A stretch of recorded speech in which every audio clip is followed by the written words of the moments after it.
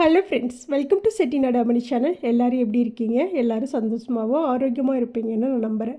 இன்றைக்கி நம்ம பார்க்க போகிற பதிவு என்ன அப்படின்னா, சூப்பரான டிப்ஸு தான் இன்றைக்கி பார்க்க போகிறோம்.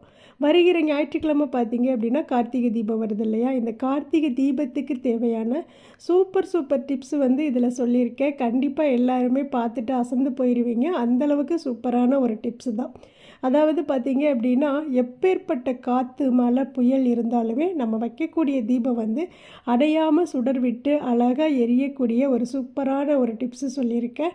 அது போக பார்த்தீங்க அப்படின்னா, நம்ம லிட்ரு கணக்காக எண்ணெய் வாங்குவோம் இல்லையா? அந்த மாதிரி வாங்காமல் நம்ம பச்சை தண்ணியிலேயே தீபம் ஏற்றலாம். அது எப்படிங்கிறதையும் நான் சொல்லியிருக்கேன். அதுபோக பார்த்தீங்க அப்படின்னா, நம்ம வைக்கக்கூடிய தீபத்திலேருந்து ஒரு துளி கூட ஆயில் வெளியே லீக் ஆகாமல் நல்லா அழகாக நம்ம வச்சது எப்படியோ அப்படி இருக்கக்கூடிய ஒரு டிப்ஸும் நான் சொல்லியிருக்கேன். கண்டிப்பாக இந்த வீடியோ உங்கள் எல்லாருக்குமே பிடிக்கும். பிடிச்சிருந்ததுன்னா எல்லாருக்குமே ஷேர் பண்ணுங்கள். ஏன்னா கார்த்திகை தீபத்துக்கு எல்லாருமே இந்த டிப்ஸை தெரிஞ்சுக்கட்டும். ஓகே, வாங்க இப்போ நாம் வீடியோக்குள்ளே போக ஆரம்பிக்கலாம். இந்த வீடியோ பிடிச்சிருந்தது அப்படின்னா செட்டிநாடு அமணி சேனலை சப்ஸ்கிரைப் பண்ணிக்கோங்க. வீடியோ பார்க்குற எல்லாருமே கண்டிப்பாக ஒரு கார்த்திகை தீபத்துக்கு எல்லாருமே புது அகல் விளக்கு தான் வாங்குவோம். அகல் விளக்கு வாங்கிட்டு வந்ததுமே இது மாதிரி தண்ணியில் ஒரு 1/2 hour நல்லா ஊற போட்டுருங்க. 1/2 hour கழித்து எடுத்து இது மாதிரி வெயிலில் எடுத்து காய வைங்க. அப்படி நீங்கள் காய வைக்க டைம் இல்லை அப்படின்னு நீங்கள் யோசிச்சா கூட ஒரு காட்டன் கிளாத் இருந்ததுன்னா வச்சு அந்த ஈரத்தை தொடச்சி எடுத்துடலாம். எடுத்து முடிச்சுட்டு நம்ம வீட்டில் நிறைய நெயில் பாலிஸ் வேஸ்ட்டாக தான் கிடக்கும் இல்லையா? அதெல்லாம் தூக்கி தான் வெளியில் போடுவோம். இன்னொன்று பார்த்தீங்க அப்படின்னா நிறைய வாங்கி வச்சுருப்போம். அது வேஸ்ட்டாகவே இருக்கும், யூஸ் பண்ண மாட்டோம். அந்த மாதிரி நெயில் பாலிஸ் எல்லாம் இருந்தது அப்படின்னா எடுத்துக்கோங்க. எடுத்துகிட்டு இது மாதிரி அகல் விளக்குக்கு கீழே இப்படி அடித்து விட்டுருங்க. ரொம்ப கம்மியாக தான் யூஸ் ஆகும். அப்படியே அடித்து விட்டுட்டோம் அப்படின்னா நம்ம தீபம் வைக்கும்போது ஒரு துளி கூட எண்ணெய் லீக்கே ஆகாது. இப்போ கார்த்திகை தீபம் நம்ம ஞாயிற்றுக்கிழமை நம்ம கார்த்திகை தீபம் வைக்கிறோம் அப்படின்னா காலையிலேருந்தே இந்த வேலைகள்லாம் செய்ய ஆரம்பிச்சிருங்க. அப்போ தான் நம்ம பதட்டம் இல்லாமல் ஈவினிங் தீபம் ஏற்றலாம். கரெக்டாக அந்த டயத்தில் நம்ம தீபம் ஏற்றிடலாம். இந்த மாதிரி டிப்ஸுகள் எல்லாம் முன்னாடியே செஞ்சு வச்சுக்கோங்க. அதுக்கப்புறம் நம்ம தீபத்துக்கு மஞ்சள் குங்குமம் வச்சு தான் நம்ம தீபம் ஏற்றணும். வெறுமனே தீபத்தை வைக்கக்கூடாது. அதனால் பார்த்தீங்க அப்படின்னா கொஞ்சம் மஞ்சள் எடுத்துக்கோங்க. அது கூட கொஞ்சம் சந்தனம் கலந்துக்கோங்க. ஏன் அப்படின்னா மஞ்சள் மட்டும் வச்சோம் அப்படின்னா அது உதிர்ந்து போயிடும். இப்படி சந்தனம் வச்சோம் அப்படின்னா நல்லா ஒட்டிக்கும். ஒரு பெயிண்ட் மாதிரி நல்லா இருக்கும். இதை பார்த்தீங்க அப்படின்னா நம்ம ஒரு துளி கூட கையில் படாமல் நம்ம மஞ்சள் குங்குமம் அழகாக வைக்கலாம். எவ்வளவு தீபம் ஏற்றினாலும் இந்த மாதிரி மஞ்சள் குங்குமம் வச்சோம் அப்படின்னா ரொம்ப பார்க்குறக்கு அழகாக இருக்கும். கொஞ்சம் மஞ்சளும் சந்தனத்தில் கொஞ்சம் நீங்கள் பன்னீர் இருந்தது அப்படின்னா பன்னீர் கலந்துக்கோங்க. இல்லை அப்படின்னா வெறும் தண்ணி கூட போதும். தண்ணி நல்லா அப்படி ஊற்றிட்டு நல்லா பேஸ்ட் மாதிரி கலந்துக்கோங்க. ரொம்ப தண்ணியாக கலந்தீங்க அப்படின்னா அது கீழே ஒழுகி வந்துடும். இது மாதிரி கலந்துக்கிட்டீங்க அப்படின்னா நல்லா ஒட்டிக்கும். இது மாதிரி கலந்துட்டு 2 பட்ஸு வச்சுக்கோங்க. அதே மாதிரி குங்குமத்தையும் கெட்டியாக கலந்துக்கோங்க. கலந்துட்டு இது மாதிரி பட்ஸில் வைக்கும்போது பார்த்தீங்க அப்படின்னா ஒரு செகண்டுக்குள்ளே அவ்வளோ தீபத்துக்கும் நம்ம மஞ்சள் குங்குமம் வச்சிடலாம். ரொம்ப ஈஸி. இன்னொன்று நம்ம கையிலெல்லாம் ஒட்டவே ஒட்டாது, நல்லா இருக்கும். நீங்கள் இதே மாதிரி செய்யுங்க. இன்னொன்று பார்த்தீங்கன்னா அழகாக இருக்கும். அந்த விளக்கு பார்க்குறக்கு ரொம்ப ஒரு தெய்வ கடாட்சமாக இருக்கும். வெறும் விளக்கை பார்த்துட்டு இந்த மாதிரி மஞ்சள் குங்குமம் வச்சு பார்க்கும்போதே ரொம்ப தெய்வாம்சமாக இருக்கும். இன்னொன்று பார்த்தீங்க அப்படின்னா அப்படியே பெயிண்ட் பண்ணது மாதிரி இருக்கும். அந்த நம்ம மஞ்சள் குங்குமம் வச்சதே பெயிண்டில் வச்சது மாதிரி இருக்கும். அவ்வளோ அழகாக இருக்கும். இது மாதிரி நீங்கள் செஞ்சு பாருங்கள். இப்போ விளக்கில் அழகாக மஞ்சள் குங்குமம் வச்சு முடித்ததுக்கப்புறம் திரியெல்லாம் போட்டு விட்டாச்சு. அதுக்கப்புறம் நம்ம ஆயில் ஊற்றணும் இல்லையா? எப்போதுமே ஆயில் கேன்லேயே ஆயில் ஊற்றுற மாதிரி தான் கொடுத்துருப்பாங்க. இருந்தாலுமே அது சிந்துறது மாதிரி இருக்கும். ஒரு சில பேர் பார்த்தீங்க அப்படின்னா கிண்ணத்தில் கரண்டி வச்சு எடுத்து ஊற்றுவாங்க. அப்படி இல்லாமல் இது மாதிரி ஒரு சின்ன கேன் வாங்கிக்கோங்க. இது பார்த்தீங்கன்னா கோலம் போடுவோம் இல்லையா? கோலம் போடுறதுக்காகவே வாங்கின இந்த பாட்டிலு அதை தான் நான் யூஸ் பண்ணியிருக்கேன். அதில் எண்ணெய் ஊற்றிட்டு ஊற்றும்போது ஒரு துளி கூட கீழே சிந்தாது. ரொம்ப சூப்பராக இருக்கும். நீங்கள் அந்த கேனை ஆயில் ஊற்றுறதுக்காகவே நீங்கள் யூஸ் பண்ணிக்கலாம். அவ்வளோ அழகாக இருக்கும். அப்புறம் பார்த்தீங்க அப்படின்னா நம்ம திரியெல்லாம் போட்டதுக்கப்புறம் டக்குன்னு திரி பற்றணும் அப்படின்னா கொஞ்சம் கற்பூரத்தை பொடி பண்ணிவிட்டு இப்படி நுனியில் நல்லா அப்படி தேய்ச்சி விட்டுருங்க. இப்போ நம்ம இந்த விளக்கில் இருந்து ஆயில் லீக் ஆகுதான்னு பார்க்கலாம். இப்போ நான் ஒரு பேப்பர் எடுத்துக்கிட்டேன். அந்த பேப்பர் மேலே இந்த விளக்கை நான் எடுத்து வைக்கிறேன். ஒரு 5 நிமிஷம் கழித்து பார்க்கலாம் லீக் ஆகுதா இல்லையான்ட்டு. ஒரு துளி கூட லீக் ஆகலை. ஏன் அப்படின்னா நம்ம கீழே வந்து அந்த நெயில் பாலிஷ் அடிச்சிருக்கிறதுனால லீக் ஆகாது. அதே போல் நம்ம வந்து கார்த்திகை தீபத்துக்கு எப்படி நம்ம விளக்கு ஏற்றினாலுமே அங்கங்கே கொஞ்சம் கொஞ்சம் ஆயில் சிந்தும்.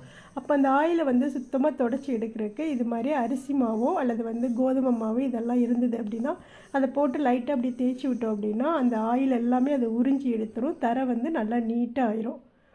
இல்லை அப்படின்னா இது மாதிரி இதை என்ன சொல்லுவாங்கன்னு எனக்கு தெரியல. இது வந்து க்ளீன் பண்ணுறதா, கிச்சன்லாம் க்ளீன் பண்ணுவோம் இல்லையா, இதை வச்சுட்டு நம்ம தொடச்சா கூட பளிச்சுன்னு எடுத்துகிட்டு வந்துடும். இது இப்போ ஈரமாக இருக்கிறதுனால உங்களுக்கு வந்து கொஞ்சம் ஈரம் தெரியுது. நான் ஏற்கனவே தொடச்சதுனால ஈரமாக இருந்தது, அதனால் அப்படி தெரியுது. ஈரம் இல்லாமல் இருந்தது, ட்ரையாக இருந்தது அப்படின்னா சூப்பராக இதை வந்து அப்சர்வ் பண்ணி எடுத்துரும். அவ்வளோ நீட் பண்ணும் இது.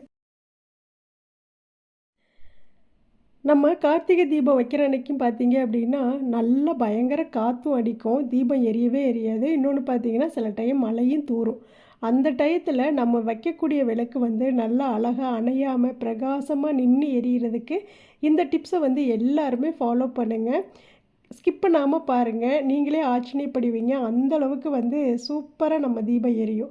அதுக்கு வந்து இது மாதிரி வேஸ்ட்டாக இருக்கக்கூடிய வாட்டர் கேனே போதும். நம்ம வீட்டில் வந்து நிறைய வாட்டர் கேன் வந்து வேஸ்ட்டாக போட்டு வச்சுருப்போம்.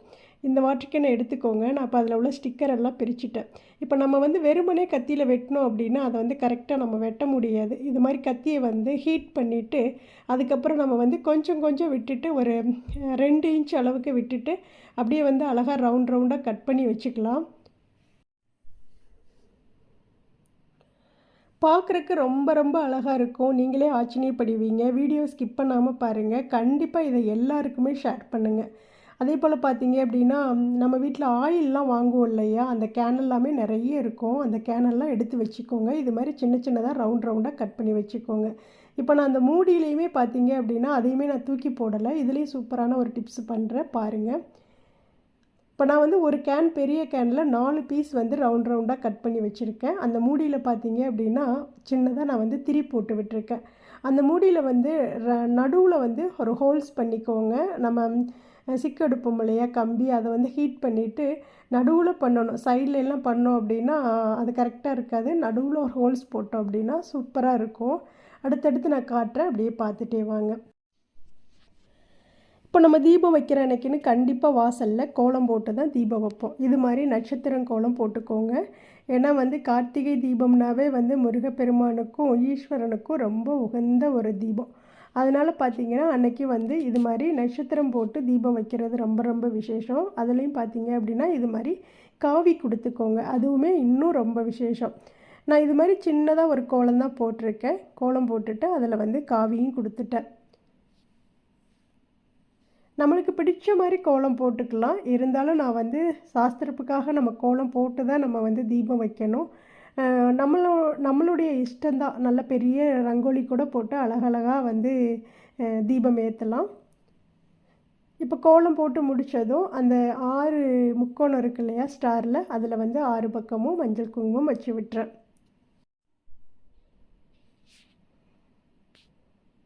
இப்போ அழகாக வந்து கோலம் போட்டு முடிச்சிட்டோம். இப்போ வந்து தீபத்தை வந்து எடுத்தாந்து ஒவ்வொரு முக்கோணத்துலேயும் நம்ம வந்து வச்சிடலாம். 6 படை முருகனை வேண்டி நம்ம வந்து வாசலில் வந்து இது மாதிரி 6 விளக்கு ஏற்றுங்க. நம்ம 7 விளக்கு ஏற்றலாம், 9 விளக்கு ஏற்றலாம். இப்படி சுற்றி 6 விளக்கு வச்சுட்டு நடுவில் பார்த்திங்கன்னா பெரிய குத்து விளக்கு வச்சு நம்ம வந்து தீபம் ஏற்றலாம். இப்போ நான் வந்து எல்லா விளக்குக்கும் பூ வச்சுக்கிறேன். அதுக்கப்புறம் நம்ம வந்து விளக்கு ஏற்றி வைக்கலாம்.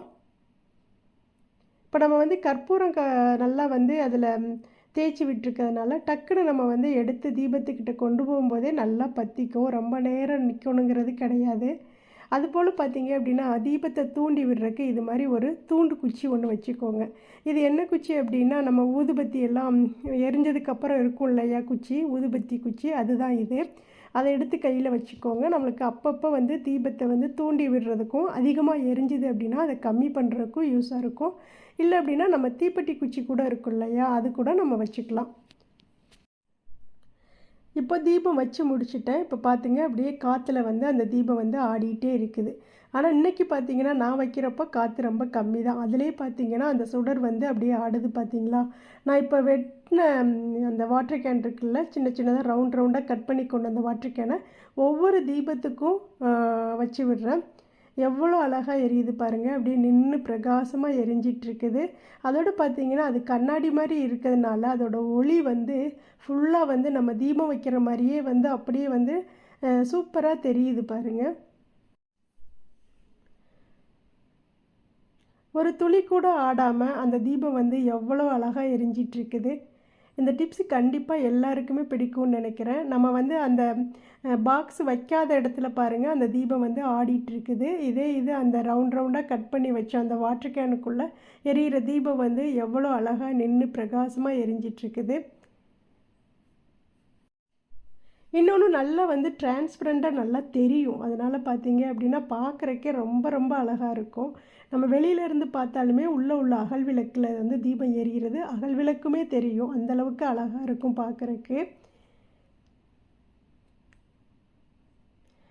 நம்ம வீட்டில் வேஸ்ட்டாக தான் தூக்கி போடுவோம் இந்த வாட்டர் கேன்லாம். அது மாதிரி முன்னாடியே வந்து இன்னும் ஒரு 2 நாள் இருக்குங்கிறப்பவே நம்ம வந்து அழகாக இந்த மாதிரி வாட்டர் கேன் எல்லாம் சின்ன சின்னதாக கட் பண்ணி வச்சுக்கலாம். வெளியில் நம்ம எத்தனை தீபம் ஏற்ற போகிறோமோ அத்தனை தீபத்துக்கு உடைய சின்ன சின்ன பீஸாக கட் பண்ணி வச்சுக்கிட்டோம் அப்படின்னா நம்மளுடைய தீபம் வந்து எவ்வளோ புயல் அடித்தாலும் மழை பெஞ்சாலும் அணையவே அணையாது. அழகாக நின்று அழகாக எரியும். எல்லாருமே கண்டிப்பாக ஆச்சரியப்படுவாங்க, இவங்க வீட்டில் மட்டும் எப்படி தீபம் எரிஞ்சிட்ருக்குது அப்படின்னு. ஏன்னா தூரத்தில் நின்று பார்க்குறப்ப இது வச்சுருக்கிறது தெரியவே தெரியாது. தீபம் மட்டும்தான் தெரியும். அவ்வளோ ஒரு அழகாக இருக்குது. கண்டிப்பாக இந்த டிப்ஸ் பிடிச்சிருக்குன்னு நினைக்கிறேன். பிடிச்சிருந்ததுன்னா நம்ம சேனலுக்கு ஒரு லைக் கொடுங்க, எல்லாருக்கும் ஷேர் பண்ணுங்கள். அடுத்து பார்த்தீங்க அப்படின்னா நம்ம லிட்டர் ஆயில் வாங்காமல் 1/2 லிட்டர் ஆயில் வாங்கினாவே போதும், அவ்வளோ தீபம் வைக்கலாம். இப்போ இது மாதிரி பார்த்தீங்க அப்படின்னா ஒரு கிளாஸ் எடுத்துக்கிட்டேன். அது நிறைய பார்த்தீங்கன்னா தண்ணி தான் வச்சுருக்கேன். அதுக்கு மேலே ஒரு 4-5 சொட்டு மட்டும் ஆயில் விட்டுக்கிறேன். விட்டுட்டு நான் வந்து ஏற்கனவே இந்த மூடியில் வந்து ஹோல்ஸ் பண்ணி திரி போட்டு வச்சுருந்தேன் இல்லையா, அதில் வந்து அந்த டம்ளரில் வந்து சுற்றி ரோஸ் போட்டு விட்டுட்டு அந்த மூடியை வந்து நடுவில் வச்சிடுறேன். இப்போ நான் வந்து அழகாக தீபம் ஏற்றுறேன். பார்க்குறக்கு அவ்வளோ ஒரு அழகுங்க. இதை வந்து நான் ஹாலில் தான் ஏற்றி வச்சேன்.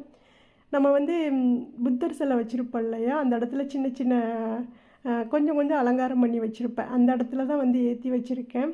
அவ்வளவு அழகு. அப்படியே வந்து பார்த்துட்டே இருக்கலாம். அப்படியே பார்க்கும்போதே ரொம்ப அப்படியே பீஸ்ஃபுல்லாக இருந்ததுங்க. இந்த டிப்ஸ் எல்லாம் உங்களுக்கு பிடிச்சிருக்குன்னு நினைக்கிறேன். பிடிச்சிருந்ததுன்னா செட்டிநாடு அம்மணி சேனலை சப்ஸ்கிரைப் பண்ணிக்கோங்க. பக்கத்தில் இருக்க பெல் ஐக்கானை கிளிக் பண்ணிவிட்டு உங்கள் ஃப்ரெண்ட்ஸ் ஃபேமிலிக்கு ஷேர் பண்ணுங்கள். வீடியோ பார்க்குற எல்லாருமே லைக் கொடுங்க. தேங்க்ஸ் ஃபார் வாட்சிங். நன்றி, வணக்கம். அனைவருக்கும் நல்லதே நடக்கும்.